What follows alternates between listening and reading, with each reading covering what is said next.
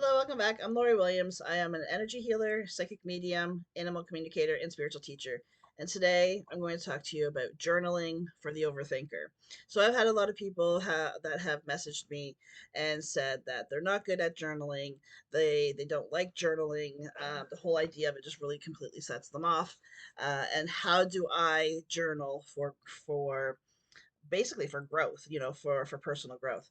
So I told them I've got enough of a question based on this that I figured I'm going to do a video and just explain it across the board, exactly how I do it.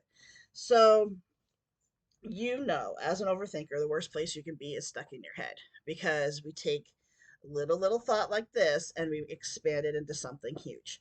The worst thing you can do is stay in your head about it. Now, I personally, I was never someone who journaled ever. Most people that you talk to who like to journal, they will talk about having journals back when they, were in high school or whatever. I don't have those. I have um, in 9.5 years that I've been doing this work, I've been journaling for probably maybe 7 of those years. Uh, no, maybe 8 of those years. It was fairly early on when I started journaling. And I had to figure out how to journal for myself because the whole idea of just, like checking in and doing the journaling just for the sake of journaling just felt like too Dear Diary for me, right? And I was just like, I couldn't get that connotation out of my head. So I was like, okay, what exactly do I need? Obviously, I need to get things out of my head and onto a piece of paper definitely helps that. So if I am starting to overthink, let's say for an example, if something has happened in my life, something has triggered me, an event has happened that I'm really upset about, I will write it out. And there is no like Dear Diary or anything. I just start writing. And I write it all out from my perspective. I write it out how I feel, who said what, how I took what, who said what, all of the things. Until I feel empty, I pour it all out into my journal. And when when that is finished, when that part of it is finished, I will reread what I wrote. Because the one thing that I personally do not like doing, I don't like having um I don't like having a process of doing something without having a reason for doing it. Does that make sense? So I don't want to journal just for the sake of getting it out. Don't get me wrong. That is super helpful. And if that's all you're going to use a journal for, then fine.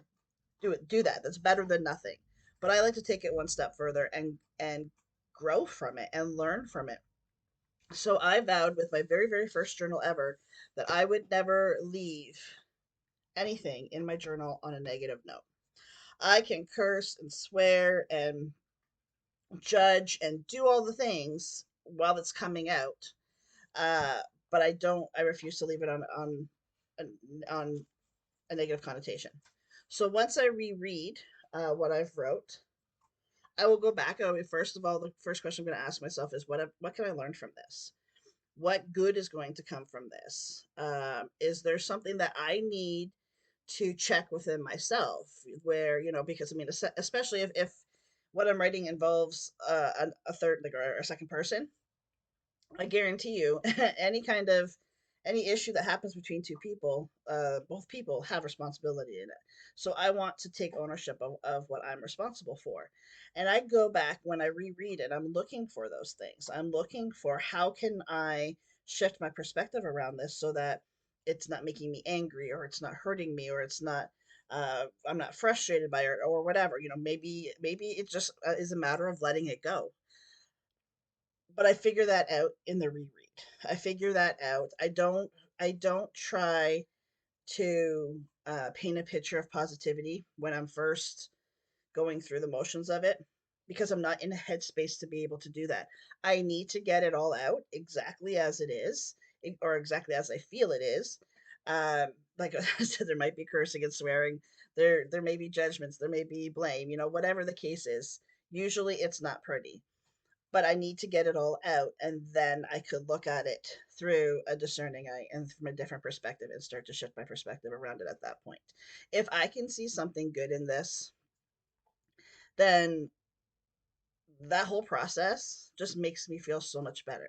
But I am not one to do like fake positivity. So I'm going to be very real and very raw and very vulnerable at first, and then try to find where I'm uh where I can grow. How can I let this go? How can I change my perspective on it? What good can I find in this? And that's when I bring the positivity into it. I never try to take something that I'm feeling is super heavy or painful or triggering and try to find positivity in that. Absolutely not. It's I've done videos on emotion jumping, and that's exactly what that is you're trying to go from feeling like you're in a heavy space into positivity, and it's just your mind and your emotions will not allow you to make that kind of a jump. So this is why I find this form of journaling so helpful to me, is because not only can I get it out completely, get the negativity out on paper so that it's not taking up space in my body, through my emotions or through my mind, but then I can also grow from it. I can learn from it. And I'll be honest, there is some times where I can't do that all in one day. It's too much. Sometimes I just want to be pissed off for a little while. Sometimes I want to be angry. Not that I want to be angry. I just want to feel these emotions that are coming up. But I will still write down everything just so that I'm not overplaying it in my head. And there's been times I don't hold on to it for longer than a day. In most cases, I refuse to hold on to anything past a day. Um, that is one thing that I do encourage as well when you're trying to process through emotions, is give yourself a time limit on how long you're going to feel crappy. How long are you going to allow yourself to feel crappy? How long are you going to allow the trigger to sit with you before you journal and let it out, or exercise and let it out, or whatever your outlet is? Give yourself a time limit, because typically we hold on to it, we hold on to it, and we hold on to it because we've never been taught that there's something else that we can do with it. So now that you know that there's something else that you can do with it, give yourself a time limit. There is some times where I'll just hold on to stuff just for the sake of going through the emotions of it, because going through the emotions and sitting with the heavy emotions, it kind of allows you to have a different perspective and a different understanding of yourself. But in most cases, as soon as something happens and I notice that I'm starting to overthink it, the journal comes out. Now, I do not journal every single day. I am not a spiritual teacher that will say, "Oh, you have to journal every single day. You have to meditate every single day." That's just not my thing. I don't do it, so why would I expect it from other people? But I do use it as a resource. I don't this journal, like, for an example, is probably close to 2 years old now. And the reason being is that I don't journal every single day, but I don't feel the need to. But there has been so much healing, so much growth, and so much letting go in the pages of this journal. Now, I mean, the journal is almost finished. I have felt that much. But I mean, I'm just a little over half in 2 years. So that goes to show you that you don't have to journal every single day. It's not about that. Unless, I mean, there's stuff bothering you every single day. This this little book takes on all the things so that my brain doesn't have to, and so that my emotions don't have to. And that's exactly how I treat my journal. That's exactly what its purpose in my life is literally, if I can get pen to paper, I no longer have to think about it, which means I'm not snowballing it, and which means that my emotions are not becoming attached to it. I hope this helps. If you're an overthinker, you need to journal. You need to. Like I said, not every day, but allow yourself. You don't even need to have a journal. Just get a notebook. A regular notebook will work fine. A pen and a piece of paper will work fine. I just encourage you to not write anything online. There is something about pen to paper where the actual act of putting pen to paper is healing in itself, and honestly, just like typing it out just does not give you the same effect. Um, but yeah, it's I mean, you can get these are a dime a dozen. I got this at the local dollar store. I mean, and like I said, it's been about 2 years old. So do yourself a favor. Allow things to get out of your head. Allow yourself to get out of your head. Allow yourself to be able to write everything down so you're not overthinking it, so you're not snowballing it, and allow yourself to heal.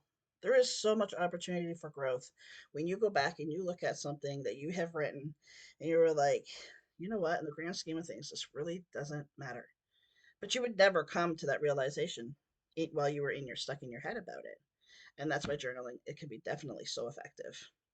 So, just a little bit of a recap. I write everything down that's bothering me just as it is. As negative, might be rude, it doesn't matter. These are the pages of my journal that I am the only one that looks at it.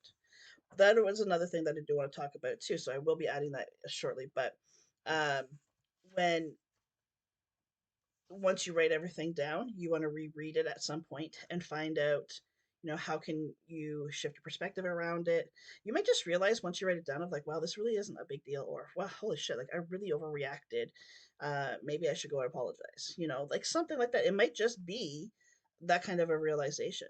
Um, there is allow yourself once you write it down and we go to reread it. Allow yourself to reread it almost through like a freshness, like a pair of fresh eyes of okay, like this is what's happened, now what am I going to do about it. When I reread it, that's the attitude I have. I'm like, okay, this has happened, now what am I going to do about it? What can I learn? How can I grow? How can I make sure that this isn't happening? It might just mean that I need some more boundaries, or maybe some more like strict boundaries, whatever the case is. The other thing that a lot of people ask me is, or they'll say to me, that I don't want to journal because I don't want to risk other people seeing it. So here's the good thing about your journal. You can do whatever you want with it. You can write it down and then rip each page out and set it on fire. Obviously, do that in a very safe manner um, and not indoors, obviously. But you can set it on fire. You can shred it. You can rip it up into tiny pieces. You can bury it in the backyard. You can do whatever you want with it. It doesn't. I mean, I choose to keep mine. I honestly don't even know the reason why I choose to keep mine. I just do. But you don't have to. You don't have to keep them. And a lot of people actually find that part of the releasing aspect of it, of like, say for an example, if you had like a huge blow up with a family member and you just want to let it go, a lot of people find that, burying it or setting on fire or shredding it is actually part of the releasing aspect. It's like once it's shredded or once it's like turned to ash, they've decided to let it go at that point. So even that part of it can be very healing. There is no reason for you to keep anything like inside. There is no reason for any of that.